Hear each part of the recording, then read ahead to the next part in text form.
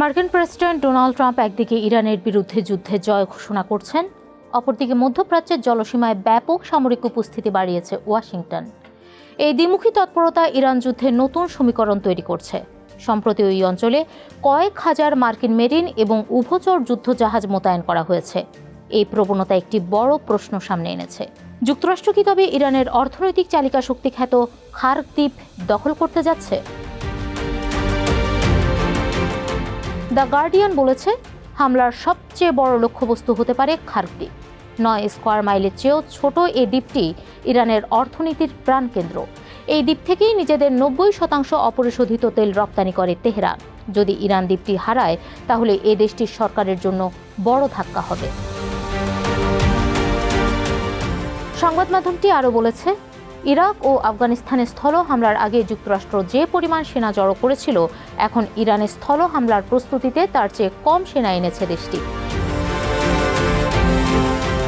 খার্ক দ্বীপের পাশাপাশি যুক্তরাষ্ট্র অন্যান্য জায়গাতেও স্থল হামলার চেষ্টা করতে পারে, বিশেষ করে হরমুজ প্রণালীতে অবস্থিত দ্বীপগুলোতে, যার লক্ষ্য থাকবে তাৎক্ষণিকভাবে হরমুজ খুলে দেওয়া। সম্ভাব্য হামলার মধ্যে থাকতে পারে কাশেম দ্বীপ।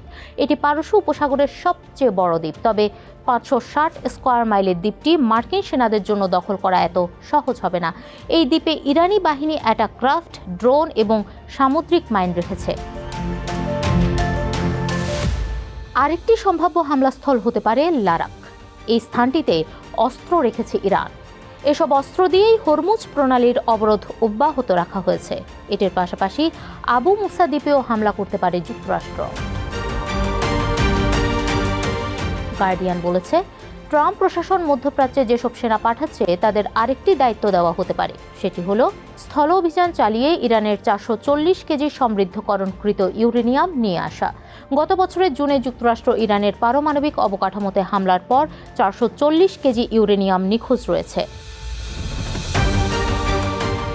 এদিকে যুক্তরাষ্ট্রের সম্ভাব্য হামলার আশঙ্কার মধ্যে বসে নেই ইরানও।